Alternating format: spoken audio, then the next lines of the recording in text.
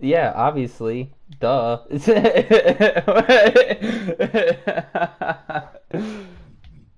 All right. Now they can hear us.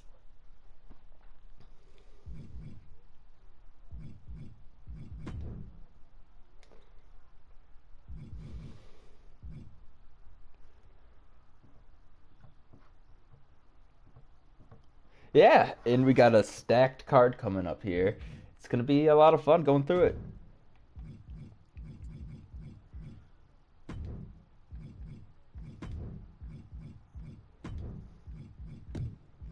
Yeah, I'm just getting the lobby set up right now.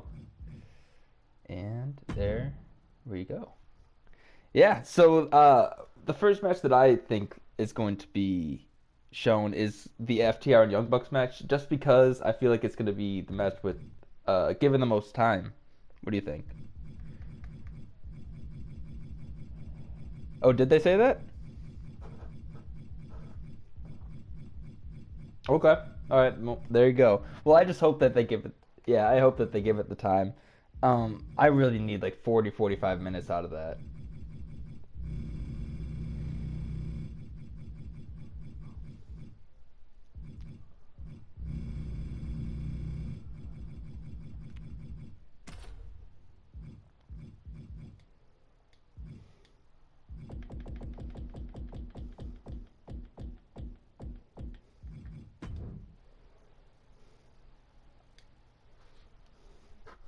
Yeah, it was a lot of fun to do that, and yeah, just going over the backstory for this. The Young Bucks showed up to Supercard of Honor and super kicked the Briscoes after the match. FTR comes and saves them. They're playing the faces. Young Bucks are playing the heels, which kind of explains this FTR face turn that we're seeing.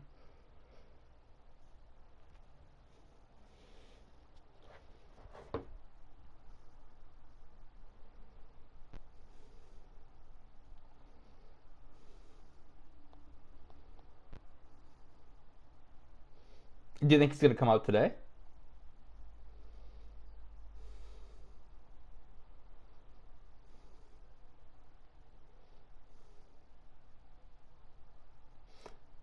All right, okay. I mean, I'd honestly be surprised. Wouldn't be surprised if they leave the Pinnacle today, right? Yeah, like there's no way they can, unless they're trying to draw up the storyline. But there's no way FTR is doing any more Pinnacle things. And yeah, they ought to be for sure. All right, well, yeah, that's going to be a banger, and we don't even need to watch the match to see that. Next up is one second. Let me pull up my match card. Is Hikaru Shida versus Julia Hart. Julia Hart with the still photoshopped on eye patch on the promo sheet, promoting tonight's card.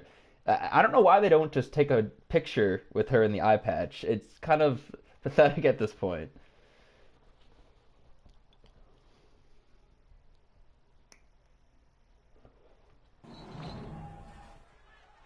Stakes can't be much higher in this 2 out of 3 falls Yep. match. Really In isn't. just one second, Freeman, I'm just going to make sure that our audio is coming through. You can tell these competitors are already feeling each other out and trying to find a path to that crucial first So it fall. looks like your audio is not coming through, Freeman.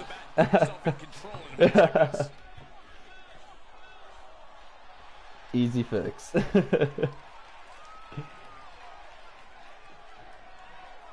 Wow, perfect. We should be good. Alright, let me just double check this. Sorry, Yep. boys. Technical difficulties. This is our first time Yep. doing this through PS4. It is. It is. But I mean, next week we won't be doing it through PS4. But Alright, you're coming through loud and clear. We're good. perfect. Let's do it. Alright. Yeah, so Hikaru Shida versus Julia Hart in the women's tournament qualifier for the Owen Hart tournament. Do you think that this is where we see Julia Hart join House of Black after what we saw last week? Can I answer your question with the question? You can. Do you think it's possible that Julia Hart can lose the match and they will still continue that storyline? It might be beneficial for them to think of it more in line with rounds than one match over. Yes. Let me rephrase. Yes. What I'm saying is, I don't think that Hikaru Shida is going to lose this match. I just don't see it. Simply because they need to do something with Hikaru Shida. Uh, she's just kind of like standing there, and she's a former champion, you know? Like, former champion shouldn't just be standing there. But I do want this Julia Hart thing to progress a little bit because, like Hikaru Shida, she's just kind of standing there. So, you know, maybe this match will just be used as like a storyline device. Yeah, I do think Hikaru Shida does win this match though. And maybe you know after the match, maybe Julia Hart like goes full like dark mode or something. Yep. I would love to see that. What I could see. Yeah, it would definitely be a weird sight to see House of Black come out, but I would love to see it after this match. Yeah. Oh yes. Oh yeah, and I'm super excited to see what happens with Julia Hart. Julia Hart's extremely talented, former national champion cheerleader, and extremely young too. Only a few years under her belt in the pro wrestling world, and she's already extremely talented, like I said. All right, next up is Samoa Joe versus Max Caster in the men's tournament qualifier for the Owen Hart Cup. So, but didn't Tony Khan also say that Samoa Joe would be speaking today? Oh my gosh, I don't know about that, but I'm sure he'll cut a promo at some point. Yeah. I thought that's what his tweet was. Okay. I could actually, I could be, I'm like 95% positive it was. There it is. So I think maybe he cut, you know, it's one of those things where Samoa Joe probably cuts it before the match. Okay, yeah. Or even Tony Schiavone comes in after the match. Do you think it'll be a squash match? Kind of, yes. Yeah, I think so too. So I mean, I honestly think that if you put Samoa, the reason I think I saw somewhere that I think it was during the post scum at the interview Tony Khan did with Samoa Joe after Ring of Honor, and I believe Tony Khan in that interview compared Samoa Joe to like a Brock Lesnar type. Okay, perfect. Yeah. I feel bad for Max Caster though. He's gone up against some tough opponents these last few weeks. He had Wardlow, I think 3 weeks ago, and he had Punk last week. So he's not getting a win tonight, that's for sure. But it would be nice to let him get a solos win, you know, at least one of these days. You know, it's really the same thing that I kind of complained about last night on the Raw review. That WWE just, well, it's not the same thing actually. Let me start by saying that, because what WWE does is they just put the same 4 people in a match over and over again. Yeah. But with AEW, like, I don't get why you couldn't put Max Caster against, you know, some opponents that he could win against. Yeah. And not have him lose all the time. Yeah, I just checked his PWI, his pro wrestling database thing, and he hasn't won a singles match in seems like a while. If they want to put him with these opponents, they really need to make it reputable, right? Like, they have plenty of singles wrestlers that would be fine to job to Samoa Joe, you know? Like, Max Caster's... What's that? Sorry. So, do you have PWI pulled up right now? I can. So, how many times has, like, Dolph Ziggler lost? Oh my god. Okay. That's what I want to know. Do you want to know, like... Okay, so it looks like he's winning about 30% of his matches, Dolph Ziggler, lately. Like... see, and most of them that I remember personally, like, have been squash matches. Like, just think of, like, any wrestler like that in WWE, and just think that, like, they work about 100 to 200 more shows than AEW. Therefore, like, think about how much more, like, losses they're gonna have, you know? Yeah. It's like it looks like Max Caster's last win was against Sonny Kiss on Elevation, March 23rd. So there you go. But before that, he faced Keith Lee, Wardlow, like I said. Yeah, he's had a tough go at things these past few. But his tag team is getting some wins, like the Acclaimed. Yeah. Especially with now being a part of the JAS. Yep. Wait, are they a part of it? I'm sorry. I'm thinking of 2.0. Yeah. But, you know, everybody loves the Acclaim. One last thing on this match. I'm interested to see if Samoa Joe's moveset will change at all from WWE to here, because we saw it with Daniel Bryan. His moveset kind of changed to more strong style. It did, and I think that's just, you know, typical WWE being, you know, they have a certain way with their big men. Yep. I mean, we even saw, but I did see some similarities between the Samoa Joe we got in NXT and the Samoa Joe that we saw on Ring of Honor television on Saturday. Yeah. I'm sorry, on Friday. Yeah, for sure. But yeah, I'm excited to see his moveset. I love changing of movesets. I think everybody should be changing the moveset every few years. It's like, remember when John Cena changed his moveset and all the moves he did just looked so funky? Yep. Yeah, I don't know. He's still using the old 5 moves of doom. He is, man. All right, so I don't really know what to. This isn't in any order. This is just the order that I have on my phone. But I got next up is Christian Cage versus Adam Cole. Yeah, that should be a banger. I think we both can expect Adam Cole to win this match. Yep. Yeah. 100%. Especially with the direction that they're definitely redoing Page versus Cole. Mm-hmm. I just don't know when. Yeah, I want to see Cole win clean.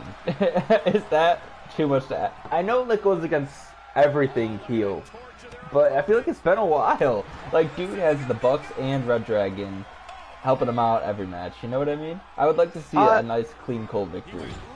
I agree, but I don't think we see that in this match. Okay, yeah, I think especially with the fact that you know, like, Christian Cage is also part of has a tag team backing him, you know, in the Jungle Boys or Jurassic Express. Yep. Yep. But so that's what I see. Like, I think Adam Cole definitely is gonna get bailed out by Red Dragon here. Yep, I can see that as well. But yeah, Cole's going for the heel turn, or, you know, doing his Cole thing every match. And he's definitely going for that Adam Page title. You don't think he wins that, do you? You know, I think we were also discussing this when we talked about Dynamite from last Wednesday. Mm-hmm. There's a couple ways that I envision the AEW going. One of them is, we already know Punk is one way I see Punk winning the title, and then I think after Punk wins the title, I think the person to take him off of Punk is MJF. I see. Then from that equation, I don't think Cole wins. Yeah, but I mean, I just think it's odd that they have him going for this rematch. I feel like AEW is really good about not doing too many rematches, but like back to back. I mean, they do rematches, but usually they do it when it matters. You know what I mean? Yeah, I mean, like, when was the last rematch we got back to back? I feel like it was, you know, Bryan and Hangman, and before that it was Kenny and Bryan. Yeah, and that one had did Kenny and Bryan? Did they have 2 matches? Actually, no, it was just a draw, right? Yeah, I thought it was just a draw. Okay. But yeah, it's gonna be a great match. I think it'll probably steal the. Actually, I was gonna say steal the show, but then I looked at my list and I saw that FTR versus Young Bucks is also on the card. I don't know if you saw this. FTR released a shirt on Pro Wrestling Tees, and it was like 6 stars. So I don't know if Meltzer rated that FTR in the Briscoes match 5 stars. You know, probably. I listened to.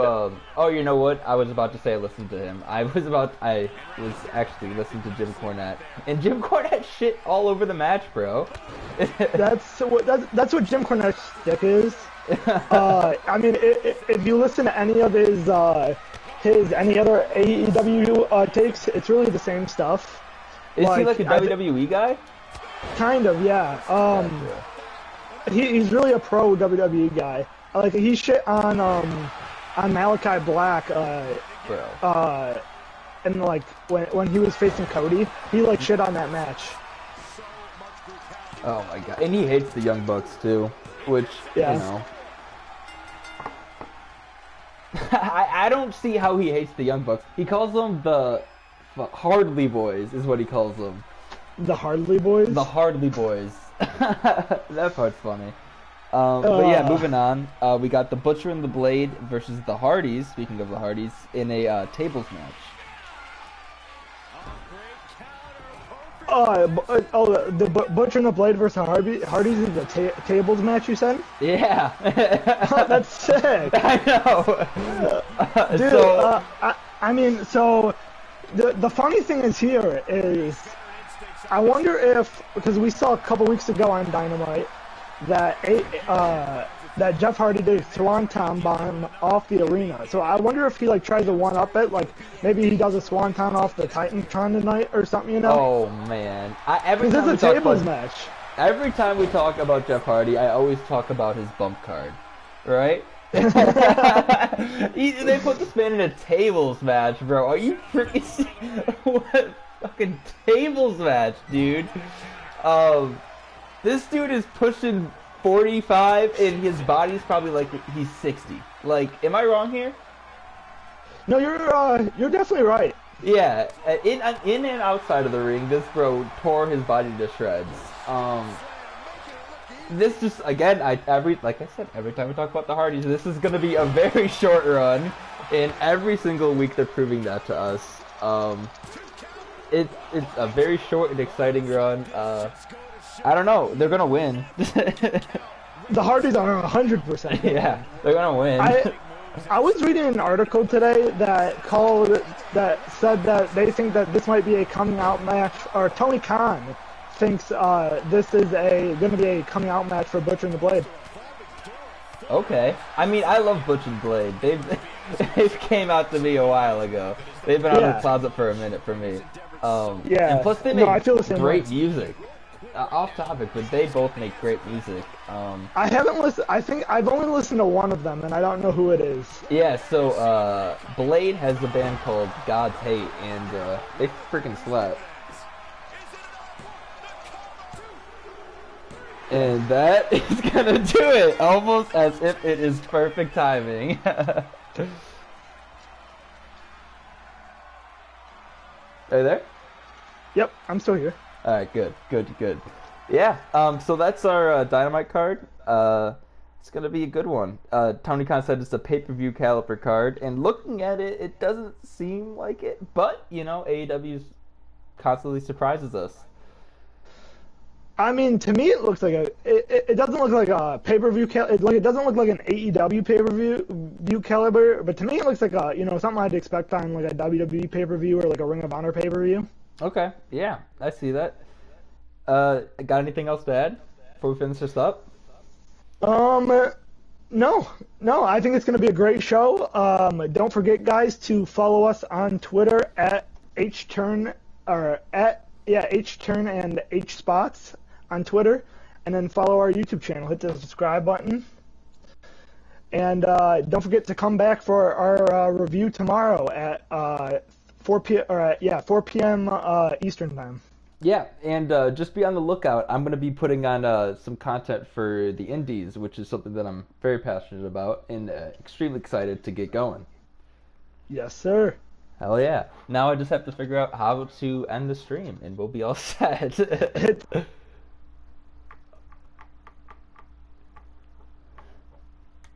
Uh-huh. Oh, I got it. All right, boys. Thanks for tuning in.